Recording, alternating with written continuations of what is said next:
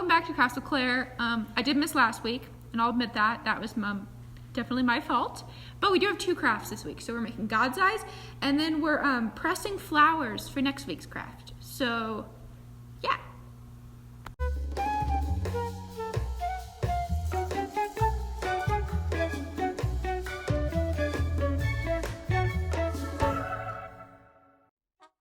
So what you're going to want to start is with sticks. So you need 2 sticks about equal length.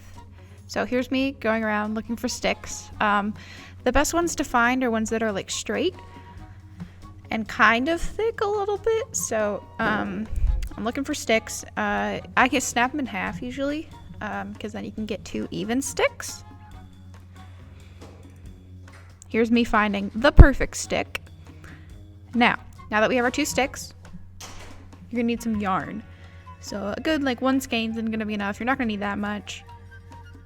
And then after that, you're gonna need some scissors to just cut everything off at the end. Now, we're gonna start with the 2 sticks and we're gonna put them in a cross shape. Yeah. And then we're gonna start by finding the end of the yarn first off. And then we're going to tie the 2 sticks together into the cross shape. So kind of like around the middle and just make a little knot.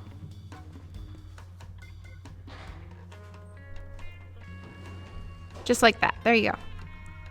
Well, not just like that. It takes me a second to get it, so just wait. Hold on.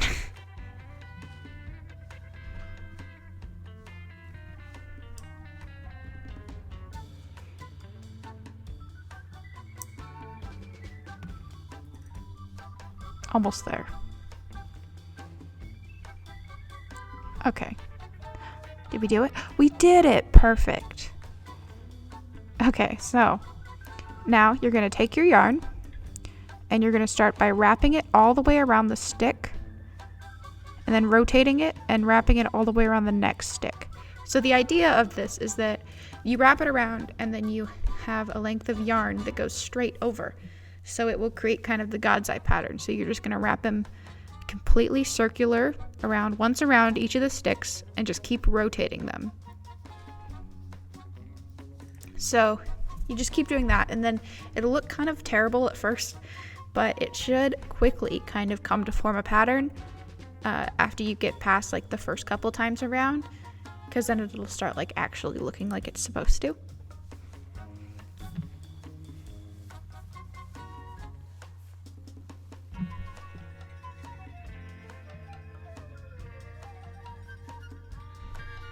So just kind of keep going around, all the way around. It's not that hard. It just takes a little bit of time. This one took me about maybe 8 minutes to do, I think, altogether. And so here, in a little bit, we're just going to speed it up, and you can just watch me do all of it. And I think it's triple time. So, yeah.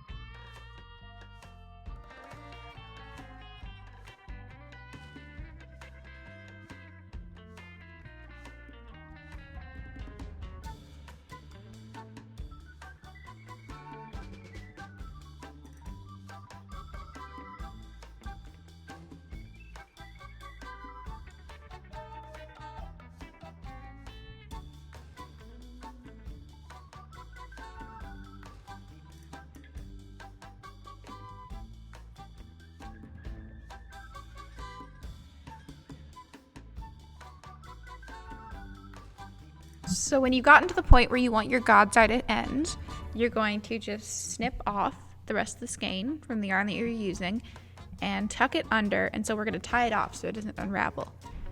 So we're going to tuck it underneath one of the outside strings and kind of loop it through again. And then flipping it over, we're just going to thread the string through one of the first loops that you made in the God's eye. So then it's all tied off and ready to go, and you can do whatever you want with it. I really like these. I liked this one specifically because it kind of looked like the ocean with the 2 blues that I used. I guess more like the lake, because I guess we're at the lake right now. But yeah, I just really liked how it looked. And it reminded me of creation, which is always cool. And you can see there's my little ant friend kind of darting around in there every so often. So yeah, ta-da! There's your God's eye. He's all done, which is, yay, exciting. All right, so for next week's craft, as I said before, we're going to be using dried flowers. So here's me. I'm going over near the canteen and grabbing some of the wildflowers that are in the area and just kind of picking them up so that we can press them and dry them a week ahead of time so that they'll be all ready for next week. Oh, there we go. Okay. So now that I've collected a bunch of foliage from the area, you can see it all displayed, I'm going to just start on a regular piece of printer paper.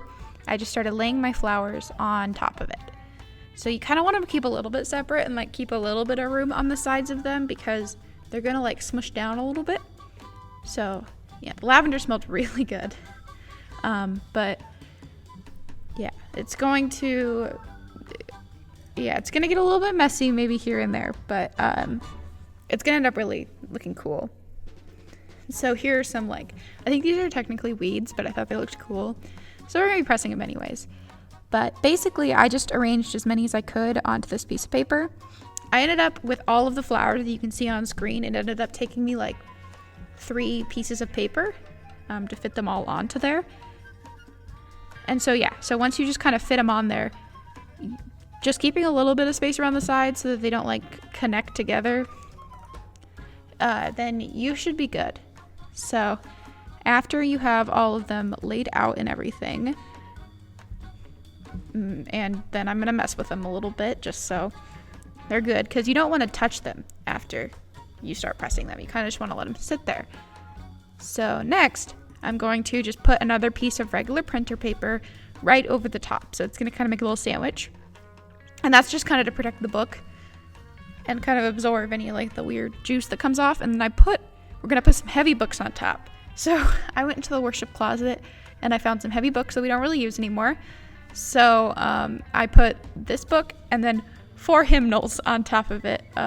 Actually, no, it ended up being 7 hymnals that I put on top of it. I ended up putting on more after the video, but you'll see me stack those right now. And basically just any heavy book will do. You'll just want it heavy enough so it'll put constant pressure on the flowers and cause them to dry.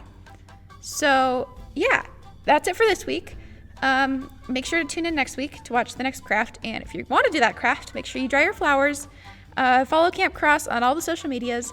Thanks so much for watching. Bye.